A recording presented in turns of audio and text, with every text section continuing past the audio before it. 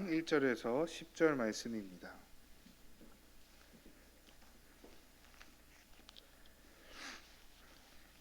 교독하도록 하겠습니다. 14년 후에 내가 바나바와 함께 디도를 데리고 다시 예루살렘에 올라갔더니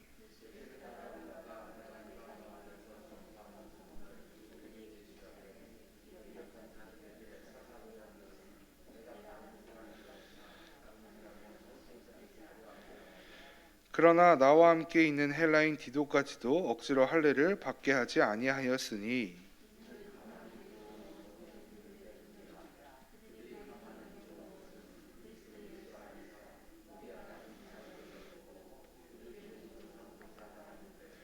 그들에게 우리가 한시도 복종하지 아니하였으니 이는 복음의 진리가 항상 너희 가운데 있게 하려 함이라.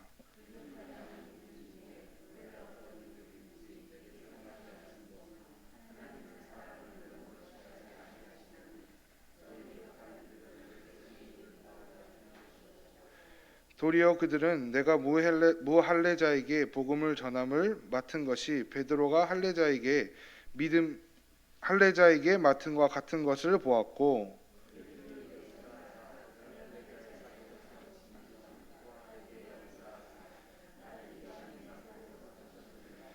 또 기둥같이 여기는 야고보와 게바와 요한도 내게 주신 은혜를 알므로 나와 바나바에게 친교의 악수를 하였으니 우리는 이방인에게로 그들은 할례자에게로 가게 하려 함이라. 다만 우리에게 가난한 자들을 기억하도록 부탁하였으니 이것은 나도 본래부터 힘써 행하여 왔노라. 아멘. 함께 기도하겠습니다. 사랑의 하나님, 감사합니다. 오늘도 우리가 주님의 전에 나와 하나님 앞에 예배드릴 수 있게 하여 주신 그 은혜에 감사드립니다. 아버지, 우리가 진짜 나의 나된 것은 다 하나님께로부터 시작되었음을 고백하며 그 어떤 것도 우리를 하나님으로부터 멀어지게 할 수 없음을 고백하며 세상 가운데 승리를 선포할 수 있는 우리가 될 수 있도록 주님 함께하여 주시옵소서. 또 주님의 말씀을 함께 나누려고 합니다. 이 가운데 주님 함께하여 주시사 성령의 역사가 온전히 이 예배 가운데 이루어질 수 있도록 함께 인도하여 주시고 축복하여 주시옵소서. 감사드리며 이 모든 말씀을 이제 예수 그리스도의 이름으로 간절히 기도했습니다. 아멘. 네, 오늘 함께 나눌 말씀 갈라디아서 2장 1절에서 10절 말씀입니다. 하나님의 모든 말씀이 그렇듯이 오늘도 우리 하나님의 말씀을 통해서 우리의 영이 깨어지기를 간절히 소망합니다. 오늘 말씀을 보면 바울이 예루살렘에 다시 찾아갔음을 볼 수 있습니다.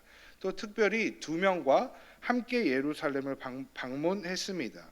본문을 보면 디도와 바나바와 함께 예루살렘을 방문했습니다. 저는 여행을 굉장히 좋아합니다. 그런데 여행이라는 것이 참 신기하게 어디를 가는지도 굉장히 중요하고 또 누구와 가는지도 굉장히 중요한 것 같습니다. 우리가 같은 여행지를 방문하더라도 누군가와 방문했냐에 따라 느낌이 달라지고 그 목적이 달라지는 것이 여행의 묘미 중 하나인 것 같습니다. 오늘 갈라디아서를 보더라도 바울이 예루살렘을 방문한 것이 첫 번째가 아님을 볼 수 있습니다. 또한 바울이 혼자가 아니라 누군가와 동행하였음을 볼 수 있습니다.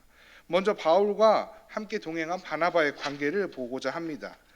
바울은 1장에서 자신이 하나님께로부터 예수 그리스도로부터 사도되었음을 계속해서 고백했습니다. 그러나 생각해보면 그러한 바울을 본 사람들이 바울이 진짜 예수 그리스도를 만난 것인지 아닌지 인정하기 쉽지 않았을 것입니다.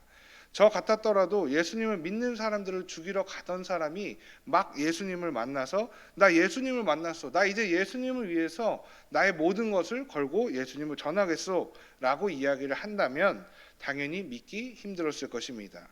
그런데 바나바는 그러한 바울과 함께 예수님을 믿는 사람들이 넘쳐나는 예루살렘으로 가고 있습니다. 더불어 바울은 디도와 함께 예루살렘으로 갔음을 볼 수 있습니다. 디도는 유대인이 아니라 헬라인이었습니다. 또한 당시에 유대인들이 주장하는 하나님의 자녀로서의 징표인 할례를 받지 아니한 사람이었습니다. 고린도후서 8장 23절에 이렇게 기록하고 있습니다. 디도로 말하면 나의 동료요 너희를 위한 나의 동역자요 우리 형제들로 말하면 여러 교회의 사자들이요 그리스도의 영광이니라. 아멘. 디도는 할례를 받지 않았지만 바울과 함께 예수 그리스도를 전하는 동역자였습니다. 또한 그렇게 여러 교회에서 하나님의 말씀을 전하는 자였음을 볼 수 있습니다. 갈라디아서 2장 4절에서 이렇게 이야기합니다. 이는 가만히 들어온 거짓 형제들 때문이라. 그들이 가만히 들어온 것은 그리스도 예수 안에서 우리가 가진 자유를 엿보고 우리를 종으로 삼고자 함이로되. 바울은 교회에 들어와 있는 여러 거짓 교사들이 디도가 할례를 받지 아니한 것을 가만히 두지 않고 디도에게 할례를 하게끔 하려는 모습을 꾸짖고 있습니다. 그들은 할례를 받지 않은 이방인 디도를 곱게 보지 않았습니다. 디도도 그리스도를 믿어야 할 뿐 아니라 디도가 할례를 받아야지만 교회의 구성원이 될 수 있다고 그들은 주장했습니다. 바울은 이를 개인적으로 해결하려 하지 아니하고 단순히 오고 가는 대화 속에서 이를 해결하려 하지 아니하고 디도를 데리고 그 중심지인 예루살렘으로 갔음을 볼 수 있습니다. 바울은 아마도 예루살렘에 있는 그리스도인들이 디도의 할례권에 관하여 거짓 교사들과 같은 모습을 보였다면 그들과 함께 사역하지 못했을 것입니다. 그런데 다행히 예루살렘에 있는 그들이 예수 그리스도의 복음을 온전히 잘 알고 있어 디도에게 유대인들이 말하는 할례에 대하여 받지 않아도 된다라는 입장을 취하여 복음을 온전히 받아들이고 있음을 바울도 인정하고 있는 모습을 3절에서 볼 수 있습니다. 우리는 어떤지 이 상태에서 되돌아보았으면 좋겠습니다. 우리는 다른 누군가를 보면서 지금 시대의 할례를 누군가에게 적용시키고 있지는 않은지 되돌아보았으면 좋겠습니다. 내가 누군가를 바라보면서 저 사람은 저래서 이 사람은 이래서 안 돼 라고 이야기하며 나만의 신앙의 잣대를 가지고 누군가를 바라보고 판단하고 있지는 않은지 반드시 되돌아보아야 합니다. 또한 혹 세상이 그리스도인은 이래야 되고 저래야 된다라고 이야기를 할 때 내가 다른 누군가를 그리스도인으로서 비판하고 있지는 않은지 되돌아보았으면 좋겠습니다. 또 나의 신앙생활에 있어서 혹 말만 번지르르게 하면서 그리스도인 척하며 다른 무엇인가를 가져와서 신앙에 대하여 왈가왈가하고 있지는 않은지 되돌아보았으면 좋겠습니다. 바울이 찾아간 예루살렘에 있는 사람들은 유대인들처럼 말만 번지르르하게 하면서 예수님을 믿는 자신들이 무슨 특별한 사람인 채 하지 않았습니다. 복음은 정말 특별한 것인 것 같습니다. 복음으로 인해서 우리는 특별해진 존재가 맞습니다. 그러나 스스로 그 복음으로 인해서 자신만이 거룩해진 것처럼 삶의 모습 가운데 배타적인 모습을 보여서는 안 됩니다. 6절입니다. 유력하다는 이들 중에 본래 어떤 이들이든지 내게 상관이 없으며 하나님은 사람을 외모로 취하지 아니하시나니 저 유력한 이들은 내게 의무를 더하여 준 적이 없고. 예루살렘에 있는 당시 그래도 예수님을 믿는 사람들 중에 이름이 조금이라도 알려진 사람들은 바울과 디도에게 할례에 대한 그 어느 일의 요구도 하지 않았습니다. 오히려 함께 이야기하며 함께 했음을 볼 수 있습니다. 예루살렘에 있는 6절에서 말하는 외모로 취급하지 아니했다라는 것은 바로 외적인 행동적이거나 드러나는 것을 말하는 것입니다. 예수님을 믿는 사람들의 관건은 내가 그리스도를 위해서 무엇을 하느냐에 있는 것이 아니라 내가 그분 안에서 누구냐에 있습니다.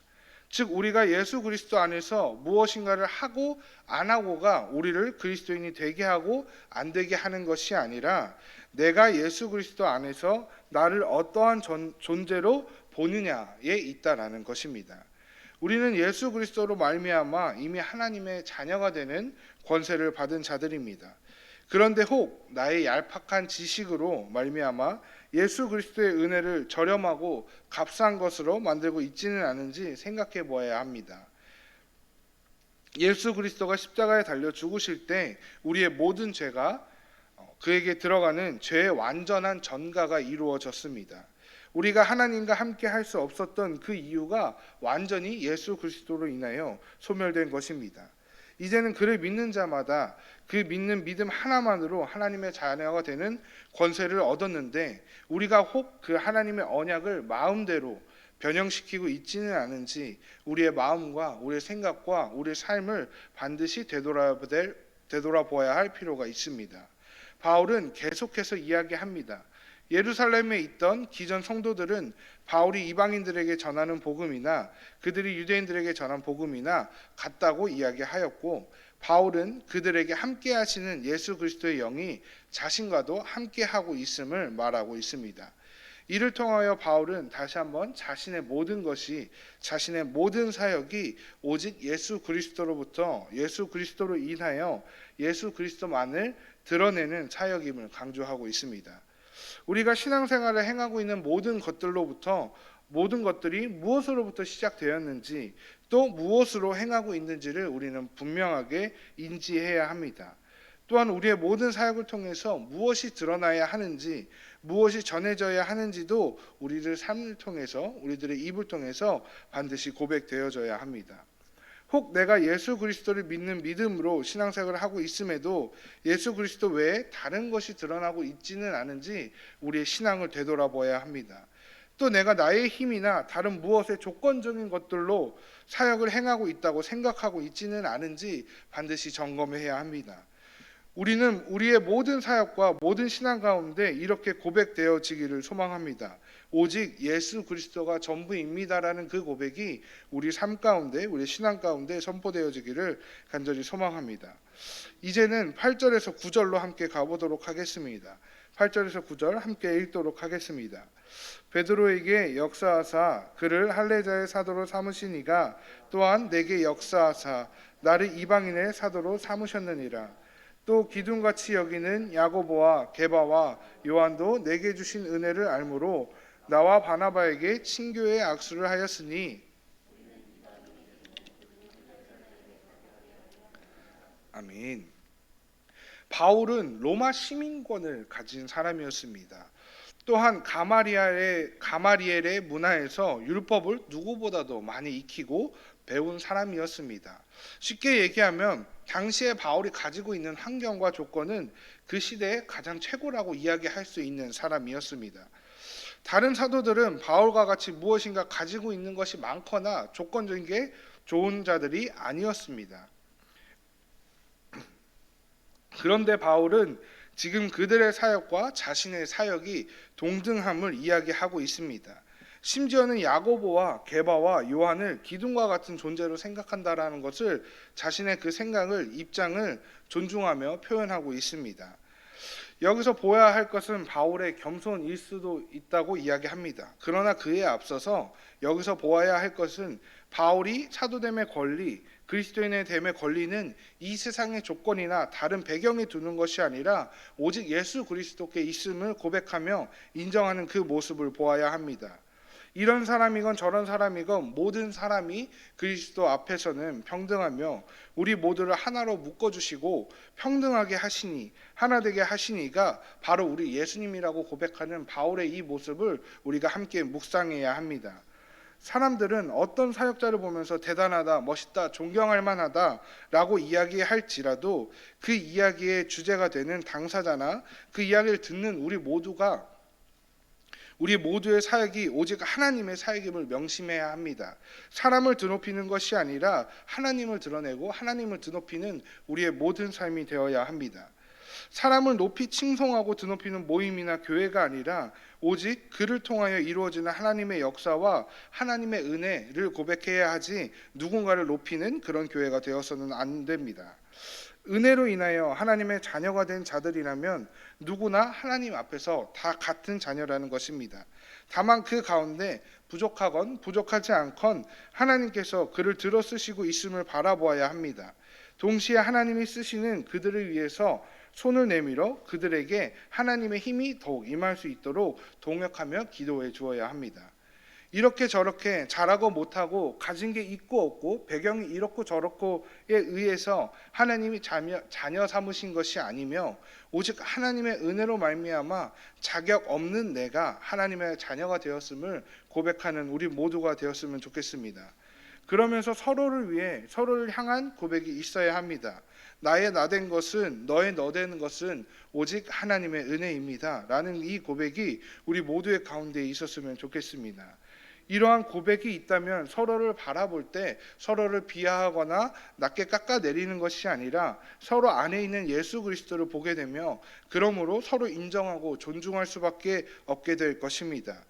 또한 그 은혜를 받은 자로서 우리의 삶 가운데 그 은혜를 받은 바울처럼 나의 모든 것 가운데 오직 하나님의 은혜만을 인정하면 바울처럼 모든 것이 하나님의 은혜라고 인정하면 그때 나의 지금까지 나의 모든 것이 그리고 앞으로의 모든 것이 오직 하나님께 있음을 고백하게 될 것입니다. 우리는 지금 이미 시작된 그리고 완성될 하나님의 나라를 살아가고 있습니다. 하나님의 은혜로 말미암아 이미 하나님의 자녀가 된 자로서 완성될 그날을 바라보며 완벽하지는 못하더라도 완성을 향해 달려가는 우리가 되어야 합니다. 또 그런 모습으로 살아가는 우리 모두가 되기를 간절히 소망합니다. 말씀을 마치면서 한 가지 광고 안내사항 드리도록 하겠습니다. 이지현 집사님께서 오늘 새벽 예배에 나오신 분들을 위해서 날이 많이 추워서 장갑을 하나 준비해 주셨다고 합니다. 네, 그 장갑 잘 받으셔서 따뜻하게 돌아가시면 좋을 것 같습니다.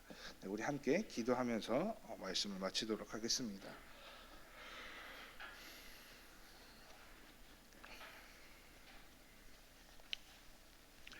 사랑의 하나님 감사합니다. 정말 추운 겨울 가운데도 우리가 언제나 하나님 앞에 따뜻한 마음으로 이렇게 예배드릴 수 있게 하여 주심에 감사드립니다. 아버지, 우리가 다른 것을 바라보지 아니하고 오직 예수 그리스도를 바라봄으로 내가 세상으로 인하여 나의 모든 것을 드러내는 것이 아니라 오직 예수 그리스도로 인하여 나의 나된 것이 은혜임을 고백할 수 있는 우리 모두가 될 수 있도록 주님 축복하여 주시옵소서. 바울처럼 나를 드러내는 것이 아니라 예수 그리스도를 드러내므로 서로를 격려하며 서로를 손잡고 함께 나아갈 때 올바른 교회를 세워 나아갈 수 있는 우리 교회가 될 수 있도록 주님이 축복하여 주시고 동행하여 주시옵소서. 언제나 주님의 은혜 가운데 승리하는 하루가 되기를 원합니다. 주여 붙들어 주시고 주님의 은혜를 고백하며 승리하는 오늘 하루가 될 수 있도록 축복하여 주시옵소서. 모든 것을 주님께 맡겨드리며 오늘도 살아서 역사하시는 예수 그리스도의 이름으로 간절히 기도했습니다.